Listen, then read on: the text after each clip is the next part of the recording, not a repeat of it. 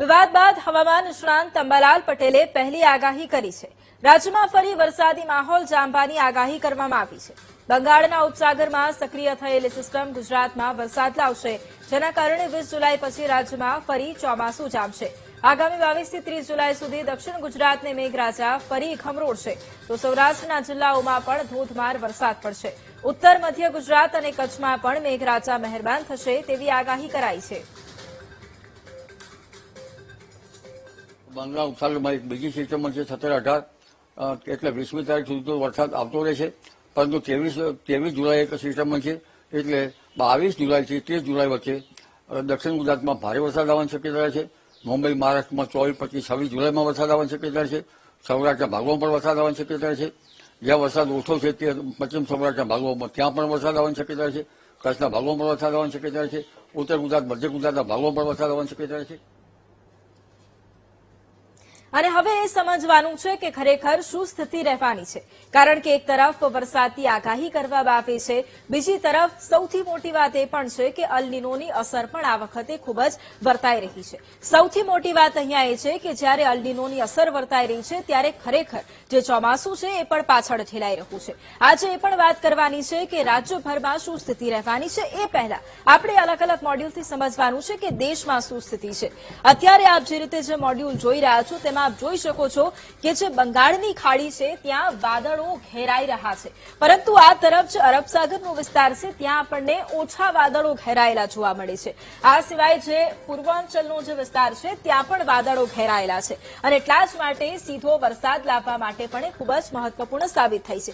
અહીંયા જે આપ આખી પરિસ્થિતિ જોઈ રહ્યા છો એના જ કારણે જે વરસાદ છે એ ઉપર સુધી પહોંચી રહ્યો છે, અને જમ્મુ કાશ્મીરમાં આપણે ખૂબ જ વરસાદની સ્થિતિ પણ જોઈ રહ્યા છે। એટલે આ સ્થિતિ આ મોડ્યુલ થકી આપણે એ જોઈ રહ્યા છે કે વાદળો એક તરફ જે બંગાળની ખાડી છે ત્યાં આગળ છે, અને એ વરસાદ માટે ખૂબ જ મદદરૂપ થઈ રહ્યા છે જે દક્ષિણના વિસ્તારો છે ત્યાં, પરંતુ આ તરફ ગુજરાતમાં તેની અસર હાલ પૂરતી નથી વર્તાઈ રહી। પરંતુ એક જે સિસ્ટમ છે ગુજરાતની ઉપરના ભાગમાં એટલે કે રાજસ્થાનમાં સક્રિય થઈ છે, અને એની જે અસર છે એ હવે વર્તાઈ શકે છે।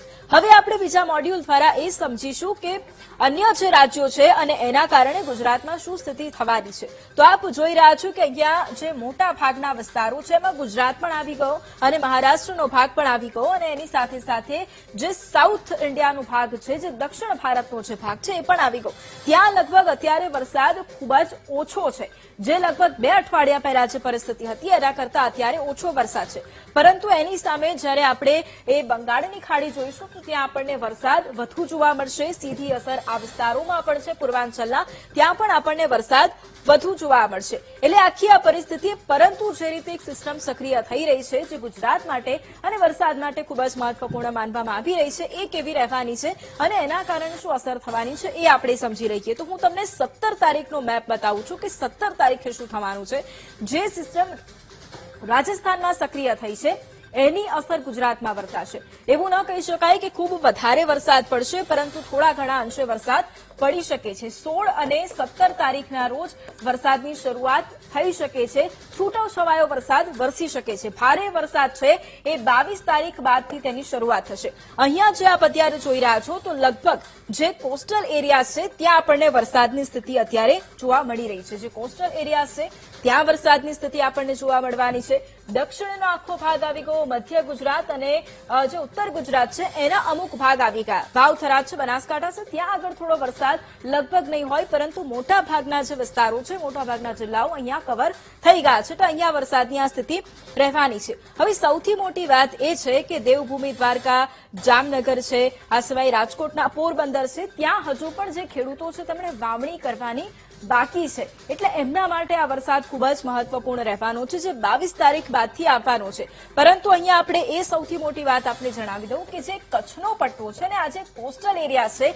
ત્યાં આગળ પવન ફૂંકાવાની શક્યતા છે કે જ્યાં 40 થી 55 કિલોમીટર પ્રતિ કલાકની ઝડપેનો પવન છે એ ફૂંકાઈ રહ્યો છે અત્યારે હાલ, અને એમાં વધારો થઈ શકે તો એમાં 65 કિલોમીટરની ઝડપે પણ પવન ફૂંકાઈ શકે એવી પણ પૂરેપૂરી શક્યતાઓ અત્યારે વ્યક્ત કરવામાં આવી છે। 17 તારીખની આ વાત, અને 18 તારીખે પણ એ જ આખી પરિસ્થિતિ રહેવાની છે કે જ્યાં મોટા ભાગના જે જિલ્લાઓ છે ત્યાં છૂટો છવાયો વરસાદ રહેવાનો છે। જે અસર રાજસ્થાનના જે સર્ક્યુલેશન સર્ક્યુલેશનની થવાની છે, એના કારણે ગુજરાતમાં ખૂબ વધારે વરસાદ પડશે એવી સ્થિતિ હાલ પૂરતી લગભગ નથી દેખાઈ રહી. અત્યારે આપ જે સ્થિતિ જોઈ રહ્યા છો એની અંદર હું તમને એ પણ જણાવીશ કે આગામી દિવસોની અંદર શું પરિસ્થિતિ રહેવાની છે. વિંડીના માધ્યમથી હવે આપણે એ પણ સમજવાનો પ્રયાસ કરવો છે કે લગભગ જ્યારે આપણે અન્ય દિવસોની વાત કરીએ છીએ ત્યારે તેમાં શું સ્થિતિ રહેવાની છે. અહીંયા આપ જોઈ રહ્યા છો કે જે કચ્છનો વિસ્તાર છે ત્યાં થોડો વરસાદ અને આ સાથે દક્ષિણ ગુજરાતમાં આપણને થોડો ઘણો વરસાદ જોવા મળી રહ્યો છે. એટલે અલગ અલગ આ મોડ્યુલ એના માધ્યમથી આપણે એ સમજ્યું છે